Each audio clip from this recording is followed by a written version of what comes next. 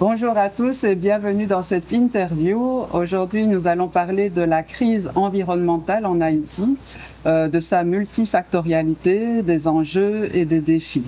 Alors, pour cette interview, j'ai le plaisir d'accueillir James Vergniaud, dont le nom de scène est Rebel Lion. Bonjour James. Bonjour Nadia, ça va? Ben oui, très bien.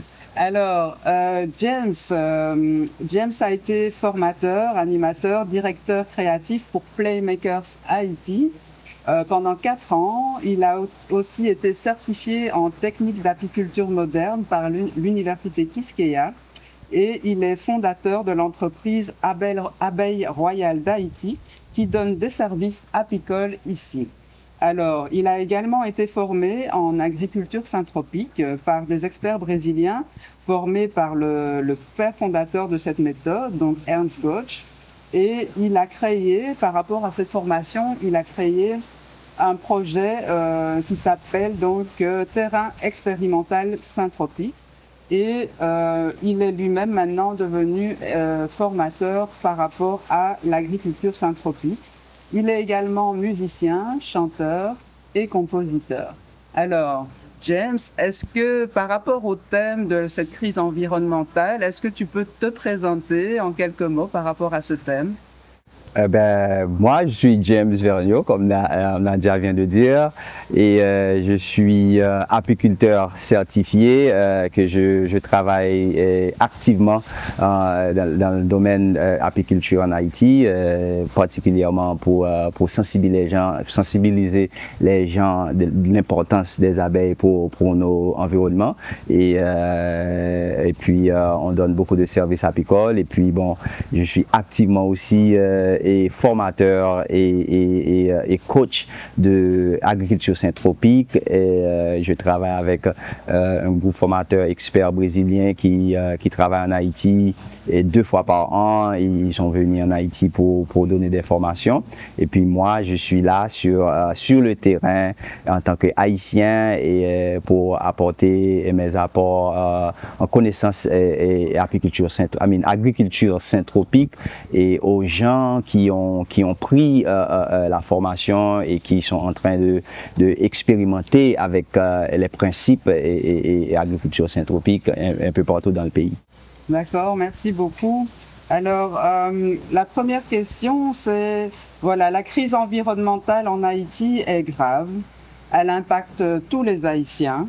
Peux-tu nous parler des différents facteurs et enjeux de cette crise? Bon, oui, ça c'est une réalité et visible et tangible partout dans le pays. Et la dégradation de l'environnement et les catastrophes naturelles qui sont devenues très dangereux. Et parce que on voit qu'à chaque fois il y a de la pluie, c'est du catastrophe, c'est des déboulements de terrain, c'est l'érosion partout, et la vie des animaux et la vie des gens sont en danger partout. Alors c'est clair, et avec tout ça, bon, on voit qu'il n'y a pas trop d'alerte et trop d'activités des gens qui sont concernés pour essayer d'apporter des solutions à tous ces problèmes-là. Et avec le changement climatique aussi, et les choses sont devenues encore de plus en plus aggravées.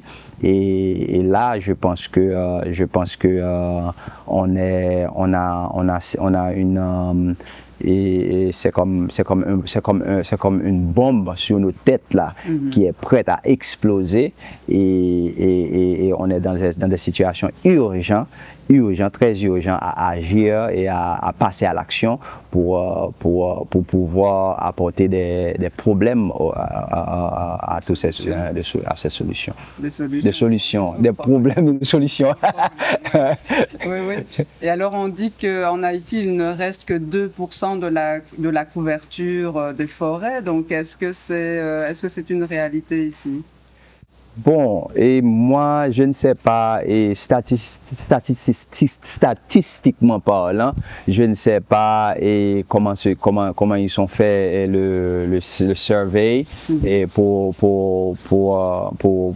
dire qu'on a seulement 2%, Oui. mais on voit que tous les montagnes, parce que Haïti est essentiellement montagneux, on voit que tous les montagnes sont vraiment dénudées et pas d'arbres, pas même des pelouses, tu vois, et peut-être moi je peux dire oui ou peut-être moins, hein, mais de toute façon, même si qu'on a 1% ou 2%, on est vraiment dégradé parce que, et comme je disais tout à l'heure, c'est quand la pluie tombe et puis quand il y a des inondations et partout, on voit vraiment et la gravité de la dégradation de notre environnement. Et donc, en plus de la dégradation, je dirais, au niveau de la nature, il y a aussi la dégradation due à la pollution humaine aussi, qui est assez grave ici. Absolument, parce qu'on voit parce que normalement, dès que notre environnement est en danger, et ça se manifeste et à travers tout ce que la population fait. Tu vois, l'économie est en danger et la sécurité alimentaire est en danger. Et on voit qu'il y a beaucoup de gens qui laissent leur endroit en province pour venir à Port-au-Prince juste parce que ils disent que la terre ne donne rien, la terre est infertile et il peut pas sauver rien à cause de il y a pas les saisons changent, il n'y a pas de saison de pluie vraiment mais tous les gens sont vraiment. On voit ça partout et à travers la population que la dégradation environnementale dégrade aussi et la population dans plusieurs aspects. C'est ça. Oui, c'est clair. Et donc là, c'est vrai que, en fait, ça fait pas tellement longtemps qu'il y a cette dégradation et ce manque de conscience par rapport à l'environnement parce que nos grands-parents avaient en fait des habitudes écologiques déjà. Donc, qu'est-ce qui s'est passé exactement? Comment, au niveau de l'histoire, est-ce qu'on est arrivé là? Parce que ça fait pas tellement longtemps que l'environnement est aussi grave. Ben, bon là, je pense que on peut pas aller complètement en arrière avec l'histoire, comment on est arrivé là. Mais dans mes parcours et dans mes recherches, je trouve aussi que toute cette dégradation ont commencé déjà dans les ères coloniales, quoi. Parce que souvent, ils disent que c'est la population qui coupe les arbres pour faire du charbon, etc. C'est ça qui nous a amené à arriver là. Mais ils ont oublié dans l'histoire aussi, il y a différentes ères où et surtout dans les moments coloniaux, et les colons ont exploité beaucoup de forêts, de campèches, de cajou pour apporter ailleurs, et ça à cause un niveau de dégradation que nous, on ne peut pas guérir, on ne peut pas régénérer. Et puis, il y a une autre ère où le gouvernement haïtien permet à des coopérations américaines de venir ici pour couper des arbres de pin dans les forêts de pin, tu vois. Et puis, ils ont installé des industries, ils ont venu avec beaucoup de machinerie pour pouvoir faire ça, pour exporter de l'arbre encore. Ça, c'est un niveau de dégradation que les gens ils n'ont jamais parlé de ça, parce que tout le fardeau c'est tombé sur le dos de la population haïtienne, des pauvres qui ont en train de chercher des bois sèches dans la nature pour utiliser comme énergie, quoi. Mais oui, en réalité, toute cette destruction s'est faite, mais nous, nos parents, vraiment, c'est vraiment pas comme il est maintenant, parce que nos grands-parents, ils ont été conscients, ils avaient une culture et une connexion avec la nature que nous, aujourd'hui, qu'on n'en a pas. Et ils avaient des pratiques de rassembler des graines, il y avait une pratique de faire des pépinières chez eux et de planter des arbres dans des différentes saisons. Et la culture haïtienne, comme le vaudou même, qu'on pratiquait beaucoup plus avant et qui fait partie de la vie haïtienne et naturellement avant. Et ça, c'était le pionnier de nos connexions avec la nature, parce que on respectait les sources d'eau, on respectait la rivière, on respectait un arbre, tu vois, et puis tout ça, avec le temps, c'est dissipé, la religion nous envahit, et puis l'éducation qu'il nous donne ne met pas à l'accent sur l'importance de notre environnement et de le protéger aussi. Alors, c'est toutes ces choses-là qui nous a emmenés dans cette situation qu'on est aujourd'hui. Alors, et puis là, la génération actuelle est en train de vivre cette dégât et là, on est dans un état extrêmement urgent et il faut passer à l'action pour assurer l'avenir des petits qui viennent après nous. Bien sûr. Et puis aussi, comme tu as dit tout à l'heure, il y a eu vraiment cet exode rural des personnes en province qui sont venues ici. Et donc, il y a tout un savoir-faire qui s'est perdu aussi en province aussi. Hein. Absolument, absolument. Parce que tous les gens qui sont venus ici, ils sont des agriculteurs. C'est eux qui savent comment travaille la terre. Oui. C'est eux qui auraient supposé de continuer les travaux de nos ancêtres, quoi. Oui, oui. Et ils ont tout laissé. Et si tu vas en province là maintenant, toute la savane est là, toute la savane est là, est dégradée. Et ils ont souvent ceux qui sont restés, ils font de taxis motards, tu vois. Et puis ils sont pas intéressés à mettre la main dans la terre, tu vois. Alors ils pensent qu'ils sont trop, je sais pas, mais on a perdu cette culture de cette connexion et avec toute l'immigration et des gens qui laissent la province pour venir dans la zone urbaine pour faire quoi? Pour faire rien, pour se mettre dépendant, pour qu'on importe beaucoup plus de nourriture d'ailleurs. Mais c'est eux qui ont la connaissance et c'est grave.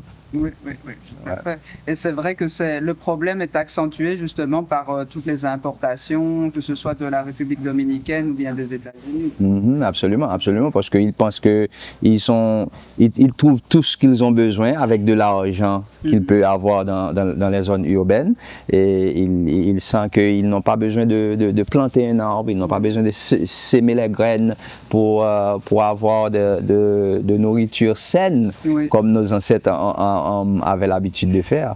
Et tout ça débouche sur des maladies, sur des problèmes psychiques, sur toute une catastrophe qui nous affecte aujourd'hui. Donc en fait c'est une catastrophe autant environnementale que sociale. Hein. Absolument, absolument. C'est comme un cycle, quoi, qui englobe tout. Oui, tout à fait. Alors James, pour contribuer à réduire cette crise grave et vraiment profonde, tu as mis en place un projet qui s'appelle Terrain expérimental syntropique. Alors, peux-tu nous parler un peu de ce qu'est cette méthode d'agriculture syntropique et puis aussi les résultats de ton projet, de ton expérience? Ok, alors, agriculture syntropique, c'est une sorte d'agriculture c'est une approche régénérative, c'est pour régénérer le sol, pour rétablir les conditions et l'habitat pour que les micro- et macro-organismes peuvent vivre. Parce que sans les micro- et macro-organismes dans le sol, il n'y a vraiment pas de vie. Et alors, agriculture syntropique est basée vraiment sur des principes et des techniques d'agriculture indigène. C'est en suivant, en imitant la nature. Parce que si tu vas dans une forêt naturelle a une façon spécifique à se protéger, à se régénérer, et c'est fait naturellement. Et nous, on pense qu'on est plus intelligent avec toutes les techniques conventionnelles qu'on est venu avec, qui a causé tant de mal, tu vois, tant de problèmes. Alors, agriculture syntropique, c'est comme une sorte de, c'est des principes et des techniques d'agriculture qu'on suive par la façon que la nature agisse, que la façon que la nature gère les choses. Et nous, le père fondateur, Ernst Gotch, c'est lui qui a développé ces principes et ces techniques et qui nous enseigne tout ça là maintenant, aujourd'hui, pour apprendre à régénérer la terre, régénérer le sol, pour apprendre à appliquer des techniques pour les contrôles d'érosion, pour des techniques pour gérer tout un écosystème pendant que on est en train de produire une abondance de l'alimentation pendant qu'on fasse tout ça. Alors c'est pas seulement pour produire de la nourriture à manger, mais c'est pour produire aussi de la nourriture pour la terre, parce que si on ne donne pas à la terre, et on a cette culture aussi, on a cette tendance de tout le temps prendre et ne jamais remettre. Alors c'est cet échange et cette connexion parce que on sait déjà que la terre, inconditionnellement, ça nous donne tout le temps en abondance, sans jamais demander rien. Alors, à travers agriculture syntropique, on apprend à remettre aussi, comme ça, on peut avoir beaucoup plus avec une durabilité aussi, parce que à chaque moment qu'on récolte dans l'agriculture syntropique, on redonne aussi à la terre, et la terre devient encore de plus en plus fertile, et nos enfants qui vont venir, ils peuvent venir et trouvent une terre riche, une terre fertile, pour qu'ils puissent, ils peuvent comprendre que la terre a beaucoup à nous donner, au lieu de tourner le dos vers la terre comme les gens font aujourd'hui. Et de quoi a-t-on besoin pour mettre en place cette agriculture? De quoi a-t-on besoin, voilà, au niveau, je dirais, concret? Bon, nous, on a mis sur pied un projet de terrain expérimental, et c'est à travers les travaux apiculture que j'ai fait, et je mets un petit pourcentage de tout ce que j'ai fait juste pour puisse avancer dans ce projet terrain expérimental, parce que je crois que avec un terrain expérimental et qui est comme une salle de classe sur terrain, c'est un endroit que j'ai mis sur place pour appliquer les techniques et les méthodes d'agriculture syntropique. Parce que là, on a vécu beaucoup avec les gens, les paysans et les techniciens en agronomie. Ils ont beaucoup ils ont beaucoup de doutes et de la technique syntropique, parce qu'ils sont habitués à des techniques conventionnelles. Ils ont appris à l'école des autres choses, ils croient qu'ils ne peuvent rien faire sans les engrais chimiques, sans les entrants, sans les pesticides et herbicides et tout ça. Alors c'est vraiment challenging, dans mon expérience de formateur de agriculture syntropique, et pour convaincre les gens, souvent on n'arrive pas à les convaincre. Là, on dit, mais il faut mettre des jardins modèles pour que en appliquant les techniques agriculture syntropique, dans quelques années, dans 2 ans, 3 ans, 4 ans, 5 ans, les gens peuvent voir comment ça semble un jardin qui appliquait les règles et les principes d'agriculture syntropique. Et comme ça, ils peuvent voir aussi comment un jardin agriculture syntropique a à faire face avec les moments de sécheresse, les moments de pluvieuse, parce que dans un espace syntropique, il y a toute cette condition pour gérer tous ces moments catastrophiques là. Ok? Alors, comme ça, il peut voir et peut-être inspiré. Alors, c'est ça l'idée. C'est d'établir un espace où les gens peuvent venir faire des expériences en agriculture syntropique et les gens qui ne sont pas venus, ils peuvent voir à distance et s'inspirer exactement et éventuellement peut-être décider à eux-mêmes de venir apprendre avec nous comment aller dans leur propre champ et appliquer cette technique-là. Et comme ça, s'il y a des dizaines de personnes dans une communauté qui embrassent cette approche, et on peut affecter tout un écosystème. Bien sûr. Tu vois? Parce qu'une seule personne, je peux affecter mon jardin, mon espace, mais l'espace de mon voisin peut me affecter négativement. S'ils mettent des produits chimiques. Exactement. S'ils mettent des produits chimiques, ça peut causer des maladies. Je peux avoir des maladies et des parasites qui viennent dans mon jardin, même si que dans l'agriculture syntropique, on est protégé de tout ça, parce qu'avec cet équilibre qu'on est en train de créer, avec la diversité et les techniques qu'on emploie, mais l'idée c'est de inspirer les gens et de changer leur méthode et leur pratique pour voir, parce que quand ils voient que on a de nourriture qui vient en abondance dans nos champs, pendant que la saison de sécheresse a détruit toute leur pois ou leur maïs, et bien là, je pense que les gens qui sont intelligents, ils vont dire, ben là, il faut apprendre cette technique-là aussi. Oui, c'est par le modèle que ça fonctionne. Exactement. Et quelqu'un qui voudrait commencer, de quoi est-ce qu'il a besoin pour commencer? Enfin, est-ce que c'est difficile? Est-ce que ça demande beaucoup de moyens? Comment est-ce que ça se passe pour commencer? Au contraire, c'est pour ça que moi, j'ai adopté c'est l'agriculture syntropique. C'est parce qu'on n'a pas besoin de beaucoup de moyens. Au contraire, c'est pour les gens qui n'ont pas de moyens, c'est pour les gens qui ne peuvent pas acheter des pompes à de l'eau, c'est pour des gens qui n'ont pas de machinerie, tu vois.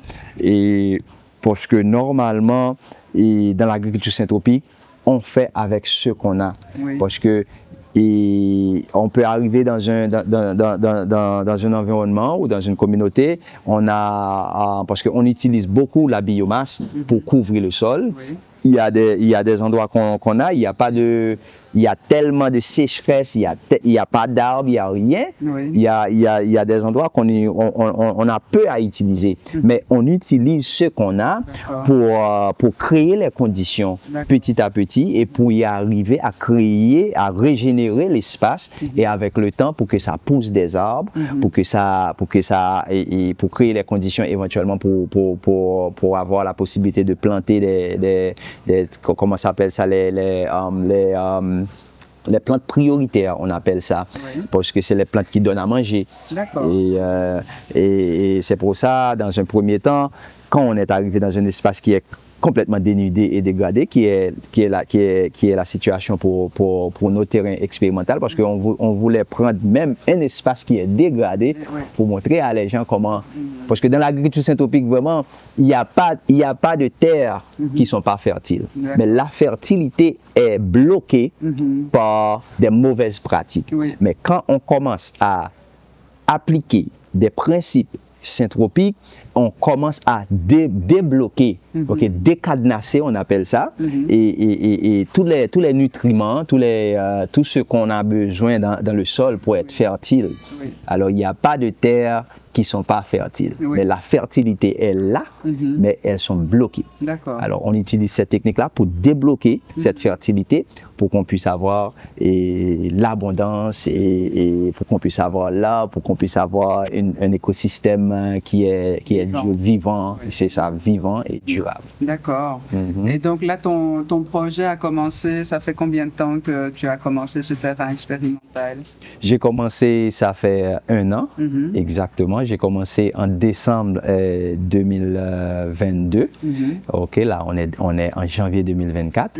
Et j'ai commencé parce que c'est dans le province. Moi, j'habite à Port-au-Prince, dans l'ouest, c'est dans le sud.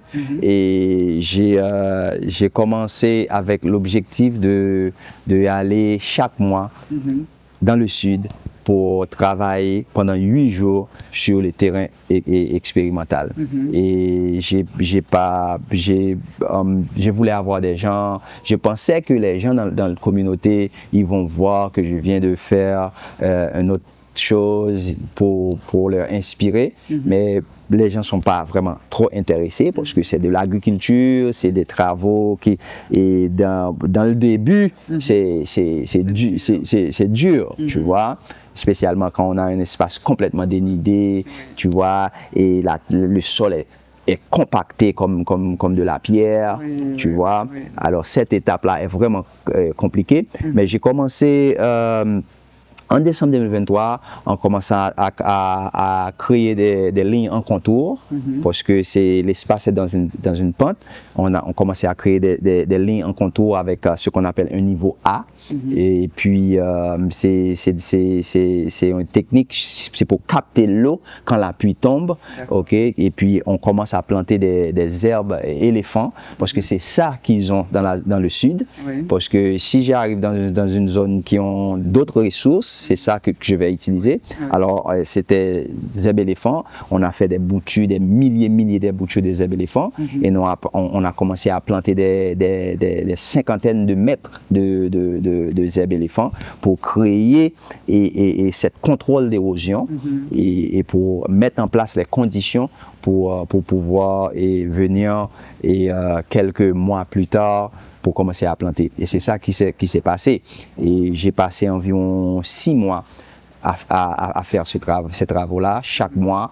Et on a traversé beaucoup de barricades, on a passé beaucoup de mauvais moments avec toute la crise. Avec la crise là, sécuritaire qui est très grave. Donc déjà, juste pour se déplacer de Port-au-Prince au sud, c'est déjà toute une aventure. Très dangereuse par rapport à la situation sécuritaire du pays. Donc, exactement.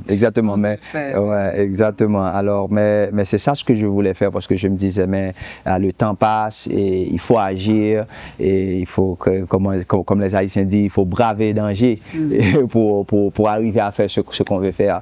Et puis là, et je dois te dire, je suis extrêmement satisfait parce que en moins que 1 an, je commence à avoir une transformation de la terre. Parce que les herbes éléphants poussent et ça nous donne beaucoup de biomasse pour pouvoir couvrir le sol parce que c'est l'un des principes de l'agriculture syntropique, c'est la couverture du sol. Et quand on coupe les herbes, on a beaucoup de biomasse pour couvrir le sol. Et puis en novembre 2023, j'organise une formation en agriculture syntropique dans la communauté parce que le terrain était prêt à recevoir des graines de fruits, des plantes de fruits, des boutures, etc. Alors on a organisé avec mes amis experts en agriculture, ils m'ont supporté de mettre ensemble une formation. Mais c'était pas seulement pour la communauté où se trouve le terrain, mais on a invité tous les gens qui voulaient venir. Et parce qu'on a un dicton qui dit à ça qui voulait en Haïti. C'est à ceux qui veulent. Tu vois, parce qu'on ne peut pas. Aux hommes de bonne volonté. Alors, on a trouvé une cinquantaine de gens qui sont venus partout d'Haïti pour venir et apprendre cette technique-là. Et c'était pour la première fois après environ 8 mois de travaux de régénération de la terre. On a, ensemble avec une cinquantaine de gens partout dans le pays, on a commencé à planter des graines de fruits parce que la terre était prête à recevoir ces graines-là et ces plantes. D'accord. Ouais. Waouh! Donc là, et là maintenant, au jour d'aujourd'hui, où est-ce que ça en est? Où est-ce que ça en est après? Donc là, vous avez fait cette plantation avec les fruits, etc. Et là, donc parce que depuis novembre, ça fait que quelques mois, mais est-ce que tu vois déjà d'autres évolutions? Là, on est, parce que dans la formation, c'est juste, on a fait des modèles de lignes syntropiques, on a fait environ quoi? Une ligne, parce que les lignes, l'espace est demi-hectare. Alors c'est un espace qui est assez grand. Et alors, dans la formation, on a réalisé une ligne de syntropique et une autre ligne avec les plantes, les différents pois et maïs et les trucs que les gens peuvent, les trucs qu'on peut récolter après 1 mois ou 2 mois. Parce que c'est ça l'idée. Mais là, maintenant, on continue avec les travaux, on continue à planter les herbes éléphants, on continue avec, parce qu'on a régénéré un espace, on a fait environ une quinzaine de lignes, on a régénéré un espace, mais il faut continuer à régénérer les autres espaces. Alors c'est dans ça qu'on se trouve là maintenant, et là il y a beaucoup de challenges, parce que là je ne peux plus, bon, j'ai débuté l'année 2024 avec tous ces challenges, parce que je ne peux pas aller dans le sud là maintenant, parce que tous les routes sont bloquées. Et moi, j'ai l'habitude de prendre le transport public, les bus pour aller dans le sud. Et là, je ne peux pas. Et là, je me commence à me dire, mais comment ça va passer pour moi là? Parce que chaque mois, j'ai cet agenda pour y aller, pour travailler pendant 8 jours. D'accord.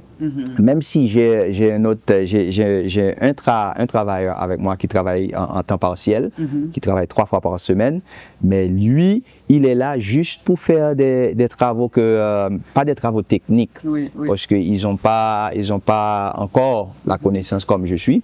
Alors c'est quand je suis là qu'on plante avec les techniques, qu'on emploie des autres choses qui demandent beaucoup plus de techniques. Mais là, on est dans une impasse qui est très difficile, parce que j'ai besoin. Par rapport au déplacement. Par rapport au déplacement. C'est la première impasse qui est très difficile, parce que même s'il y a des infrastructures de base qu'on n'en a pas sur le terrain, qu'on en a bien besoin, on a besoin de construire une toilette sèche par exemple, on a besoin d'avoir un petit bassin d'eau pour qu'on puisse avoir de l'eau, et même si les techniques syntropiques, on n'a pas besoin de l'eau pour arroser, on n'a pas besoin d'être dépendre. Mais quand même, on a besoin d'eau parce qu'on a un petit pépinière pour préparer des plantes. On a besoin d'un endroit comme stockage pour les matériaux, pour les outils sur le terrain. On n'en a pas tout ça là maintenant, on en a besoin.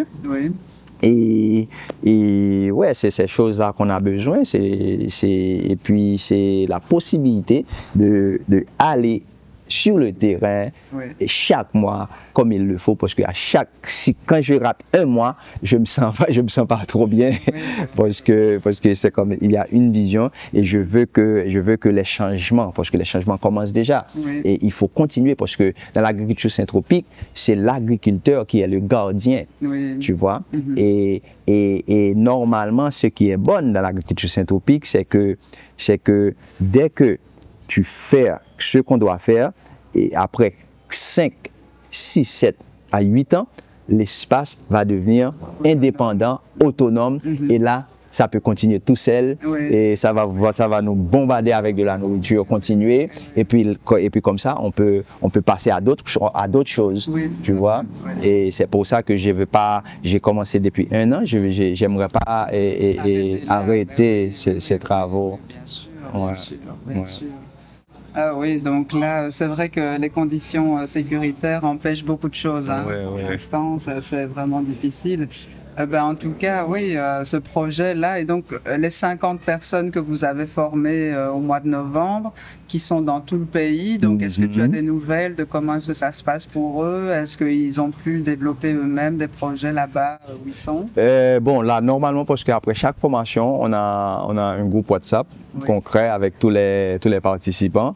Il y a entre eux qui sont en train d'expérimenter. Parce que l'idée, après une formation, c'est pas d'y aller et appliquer les principes synthropiques à une grande échelle. Voilà. Alors, l'idée, c'est de aller dans ton champ et puis de faire 1 ou 2 lignes agriculture synthropique et comparer cette technique-là avec les techniques que vous avez l'habitude de pratiquer d'avant. Alors, on commence à recevoir des photos, des vidéos des gens qui sont de leur côté en train d'expérimenter et on espère que, bon, avec toutes les difficultés de déplacer, et puis ce qu'on fait, nous, c'est normalement les gens qui essaient, qui expérimentent avec cette technique-là. On passe, quand on a le temps, de leur visiter, de leur donner des conseils, de faire des pratiques de coaching avec eux, comme ça, parce qu'on a besoin d'avoir plus de genre de modèles. Alors, pour que les gens des différentes communautés puissent être inspirés par cette technique et éventuellement mettre la main dans la syntropie. Ben oui, agrandir la communauté. Agrandir la communauté, et ça va affecter l'écosystème, le pays, petit à petit éventuellement. Ben oui, donc là ce serait vraiment intéressant d'agrandir cette communauté qui est conscient qu'il faut régénérer les sols, etc. Et à ton avis, comment est-ce comment ce serait possible de sensibiliser la population haïtienne à cette nouvelle technique, ou en tout cas à cet esprit de régénération, de conservation de l'environnement? Qu'est-ce qui devrait être fait? Comment est-ce que ce serait possible de le faire, à ton avis? Ben, je pense que... Donc tu as dit par modèle, mais est-ce qu'il y aurait d'autres... Parce que il y a des gens qui habitent en ville, il y a des gens, tu vois, donc... il y a le modèle, et puis il y a aussi la sensibilisation, juste déjà la sensibilisation, par exemple, de savoir que les produits locaux sont plus importants, et donc pour ça, il faut créer l'abondance. Donc c'est toute une sensibilisation plus large en fait. Donc c'est ça que je voulais dire. À ton avis, comment est-ce que ce serait possible? Ben, je pense que c'est tous les gens qui sont conscients et eux-mêmes s'ils sont en train de faire des trucs autour de cela, c'est de continuer de le faire, mais c'est aussi de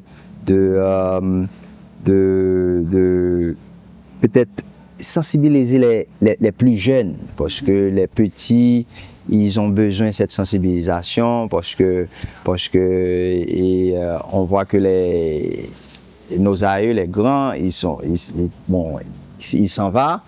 Et je pense que à travers l'éducation, à travers l'école, peut-être on peut mettre des programmes qui sensibilisent les enfants pour être plus conscients de leur environnement, pour peut-être mettre des œuvres éducatives disponibles pour que les gens, surtout les enfants et les jeunes, pour qu'ils puissent commencer à comprendre leur environnement et comprendre leur interconnexion avec leur environnement, comment leur santé dépend de ça, comment la santé, comment ça peut les affecter, etc. Donc dans cette crise environnementale multifactorielle, l'État ne fait rien, et même l'État aggrave en permettant la dégradation de l'environnement. Donc qu'est-ce qu'on peut faire pour sensibiliser les générations futures? Qu'est-ce qu'on peut faire pour vraiment faire en sorte que les générations futures puissent prendre conscience de l'état et des connexions, des interactions entre l'environnement et eux-mêmes? Bon, en réalité, je pense que c'est la société civile, et c'est parce qu'en Haïti là, on est laissé à nous-mêmes, quoi. dans tout le sens. Et alors, je pense que c'est nous, les individus, qui doit faire ce qu'on doit faire et puis nous mettre en collectivité aussi pour porter des solutions ensemble, pour trouver des solutions ensemble. Parce que mais il y a beaucoup de gens qui sont en train qui ont des petits projets et pour sauver l'environnement, pour faire la différence, tout ça, mais on en a besoin beaucoup plus, on en a besoin et beaucoup d'autres alternatives.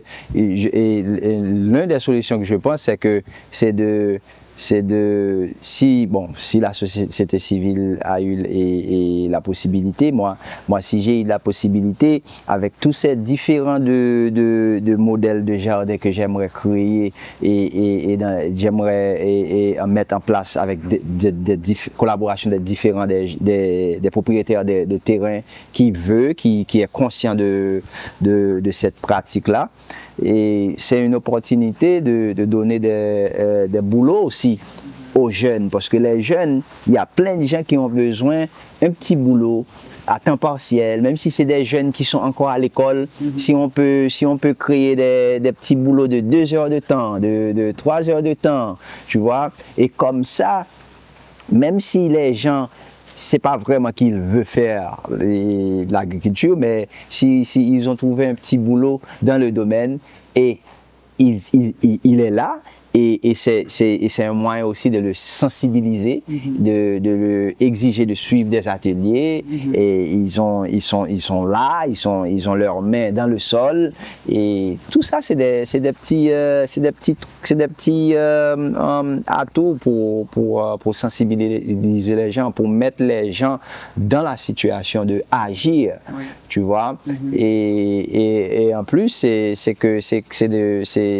c'est pour les gens qui sont dans le domaine, c'est de continuer de mettre des exemples en place et pour que les gens puissent voir, pour que les gens puissent être inspirés et c'est de continuer de faire des petits, comment je dirais, sensibilisation à travers l'internet, à travers le multimédia et parce que c'est sur l'internet que la jeunesse sont passés tout leur temps aujourd'hui. Et puis avec tous les gens qui sont en train de faire quelque chose qui porte des résultats, c'est de le mettre en avant. Parce qu'il y a beaucoup de gens qui ne sont pas vraiment doués avec le truc internet dans le pays, mais qui font des travaux extraordinaires. Alors, on en a besoin beaucoup plus de projection sur les petits projets, les petits projets inconnus, les petits projets sous paille, tu vois, et leur mettre dehors et faire savoir et que les gens font ça, il y a d'autres alternatives, il y a plein de ressources dans l'environnement et les gens ont besoin de travail, mais peut-être il n'y a pas assez de créativité de voir comment on peut transformer ça en ça, tu vois, et moi je pense au niveau de l'environnement aussi, et tout ça, c'est un travail qui peut transformer quelqu'un aussi. Parce que juste par la gestion des déchets, ça peut transformer quelqu'un, je pense. C'est pour ça que moi, je parle de ça tout le temps. Parce que pour moi, c'était mon première étape de commencer de prendre conscience. C'était de commencer à faire le compost chez moi, de commencer à séparer les déchets dans la cuisine. Ça m'a transformé. Et ça m'a donné beaucoup de vision si je transforme les déchets, si j'ai fait la séparation des déchets, là j'ai des déchets organiques, là je peux avoir des composts. Et les composts, je peux commencer à planter des graines. Et les graines des fruits que je mange, je peux commencer à les conserver. Tu vois, tout ça peut transformer en des choses extraordinaires. Alors c'est des petites graines. Je pense que si quelqu'un peut commencer à être conscient d'un petit grain de fruit qu'on mange, on mange un fruit, le fruit a une graine et tu commences à conserver le graine, mais c'est le graine qui va donner un arbre. Et c'est l'arbre qui va donner d'autres fruits pour des générations et générations. Et dès qu'on peut commencer par ramener les gens, surtout les jeunes et les petits, et vers des petites choses subtiles ou comme ça, et puis petit à petit ça va créer une dynamique, quoi, nouvelle. Une dynamique nouvelle, c'est ça, et c'est ça ce qu'on en a besoin, parce que c'est tout, ça demande tout un changement de mentalité et de façon de vivre, quoi. Et pour y arriver à ce grand changement qu'on aimerait avoir. Et c'est pour ça que je pense qu'il n'y a pas de petit travail, c'est tout le monde qui a besoin de mettre le doigt, mettre une empreinte dans tout ce qu'on en a besoin pour la protection de l'environnement, parce que si l'environnement n'est pas protégé, nous, on n'est pas protégés. Si l'environnement n'est pas en santé, nous, on n'est pas en santé. Et si nous, on n'est pas en santé, l'environnement n'est pas en santé. Et c'est pour ça que moi, je pense que ma mission, en gros, c'est la santé de mon environnement et la santé de l'homme. Et c'est sur ça que je mets tout ce que je fais, c'est autour de ça. Mes chansons, et, mes actions, et la vie quotidienne que je vis, c'est autour de ça. Ok. Et là, tu viens de parler d'aller voir des propriétaires terriens, de les sensibiliser pour qu'ils puissent engager des jeunes, etc. Est-ce que tu penses que ça, c'est quelque chose qui est possible? Est-ce que tu penses qu'il y a des propriétaires terriens qui voudraient engager dans ce genre de projet? Je pense qu'il y a plein de gens qui ont beaucoup de propriétés, qui est là et qui ne font rien. D'accord. Moi, j'ai souvent parlé avec des gens qui ont 200 hectares de terre, qui ont 50 hectares de terre, qui est là, il n'y a pas d'assez main d'œuvre, où les propriétaires de terre, ils n'ont pas l'expertise de voir qu'est-ce qu'ils peuvent faire. Mais je pense aussi, par exemple, même l'État, parce qu'il y a plein de terrains qui sont pour l'État, mais l'État, il n'y a rien qui se fait sur ces terrains-là. Même l'État, bon, je ne sais pas, mais eux, ils pourraient créer un programme et pour commencer à pas donner de terre, mais pour commencer à mettre accessible des espaces à des gens qui ont l'expertise, qui sont dans l'agroforesterie, qui sont dans la permaculture, pour aider à régénérer les espaces, tu vois, et puis comme ça, mettre sur place un programme et des supports et même c'est de l'opportunité des emplois pour les jeunes, comme je disais tout à l'heure. Mais tout ça, ce n'est pas des choses qui demandent des millions et des millions. Pourtant, ils ont des millions et des millions qui se dépensent dans je ne sais quoi. Tu vois? Et parce que il y a beaucoup de gens qui ont déjà cette passion. Parce que, tu vois, l'agroforesterie et l'agriculture et régénérative, ça demande de passion, parce que ça demande une connexion vraiment, et ça demande une idée que tu veux faire vraiment un changement. Alors, quand tu commences à, si tu considères par exemple de travailler avec des gens qui a de passion, c'est pas juste des gens qui font de l'agriculture juste juste pour comme ça, mais ça demande de passion aussi. Et puis patience aussi. La patience et la passion et patience. Exact. Et puis tu vois, et puis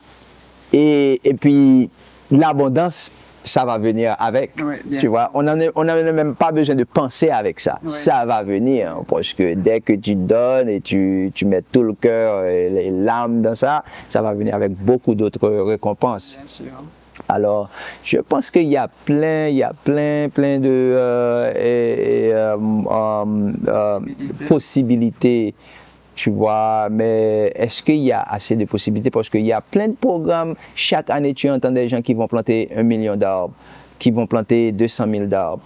Mais il n'y a pas de plan de comment protéger les arbres ou faire le suivi ou comment planter un arbre. Ouais. Parce que juste venir avec un arbre et planter un arbre sans que tu mettes pas l'humus, tu mettes pas les matières organiques autour de l'arbre, tu mettes pas une sorte d'assurance de vie autour de l'arbre, tu n'as pas de chance. C'est mieux de planter 10 arbres que tu protèges au lieu de planter 1 million d'arbres que tu laisses comme ça après, juste par une action comme ça. Et moi et beaucoup d'amis, on en a beaucoup parlé parce qu'il y a beaucoup d'argent qui sont dépensés dans faire des pépinières pour arriver à planter 1 million d'arbres. Mais avec les techniques en agroforesterie, on plante beaucoup de boutures parce qu'il y a plein d'espèces. On n'en a pas besoin de planter des graines. C'est juste faire des boutures et piquer les boutures. Et ces boutures-là sont résistantes à la sécheresse. Et c'est ces plantes-là qui vont créer la condition pour venir avec d'autres plantes prioritaires. Donc les pépinières ne sont pas vraiment nécessaires à cette échelle. À cette échelle, parce qu'on est dans un état on en a besoin de régénérer les espaces. Pour que avant que tu viennes avec un arbre fruitier, tu viens avec un arbre de support. Nous, on appelle ça un arbre de support. Parce que l'arbre de support, ça est résistant, ça n'a pas besoin trop d'attention, ok? Et puis dès que la racine commence à s'éparpiller, la structure de la terre, ça va commencer à changer. On peut retourner sur cet arbre, on coupe les arbres, on couvre le sol et l'arbre va repousser. Et puis ça va changer la dynamique et les endroits qu'on en a besoin pour planter les arbres fruitiers. Bien sûr. Alors, c'est des trucs, c'est des techniques qui est là et il y a des gens qui sont là, mais souvent, c'est pas ces gens-là qui ont le contact, c'est pas ces gens-là qui ont les budgets pour arriver à le faire. Et c'est des activités qui, je pense, qui peuvent vraiment porter un changement durable à le changement qu'on veut vraiment. En tout cas, c'est en effet un changement qu'on souhaite tous ici, enfin tous en tout cas, ceux qui sont conscients, on souhaite vraiment ce changement environnemental parce que la crise est grave et profonde en Haïti. Alors, merci beaucoup James pour cette interview, merci. Je te laisse le mot de la fin pour conclure. Comme je dis tout le temps, c'est le bien-être en réalité qu'on cherche partout, le bien-être. Et le bien-être, c'est dans l'environnement. Parce qu'on sent bien quand on est sous un arbre. On sent mieux quand on est sous un arbre qu'un béton. Tu vois? Alors, le bien-être, c'est dans la nature, sans rien à payer. Alors, cet bien-être que l'humanité est en quête, et c'est tout autour de nous. Alors, c'est à nous de protéger, de travailler en connexion parfaite avec notre environnement, de respecter, et honorer, de contribuer à la bien-être de l'environnement. Et comme ça, pour nous, on peut arriver à embrasser et toucher cette bien-être qu'on veut pour nous-mêmes et nos enfants à l'avenir. Merci beaucoup, James. Alors, je ne sais pas si tu veux clôturer avec une chanson, parce que je sais que tu fais des chansons très engagées sur l'environnement, etc. Donc, si tu souhaites, on peut conclure l'interview comme ça. Ah, super, super.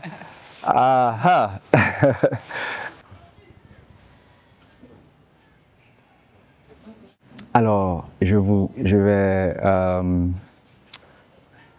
vous présenter une petite chanson qui s'appelle Maman Nati.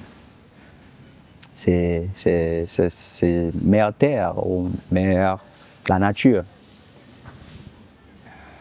C'est une chanson exclusive, alors. All right.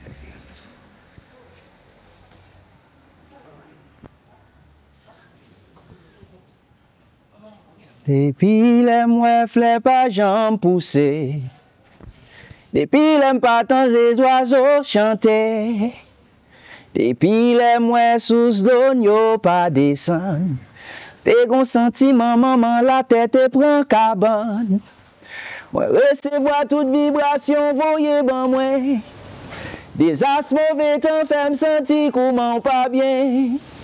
Voyez, j'aime garder dans tout quatre coins. Oui, ça fait la peine, ça fait me chagrin. Wa wa wa wa. Consultation montre faut que nous faisons opération, maman. Mais c'est avec couteau digo, wouh, ak pi quoi, maman. C'est toute petite terre qui pour porter le bras. En nous planter pieds bois, yeah.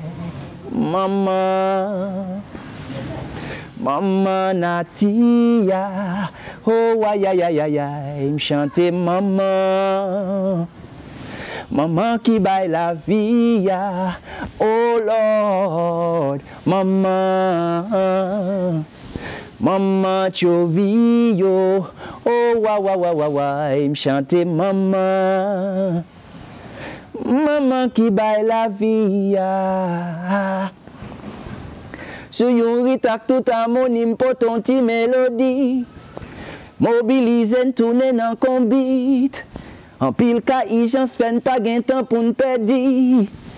Universellement nous dans yon lit. Persévérer au lieu de laisser tomber.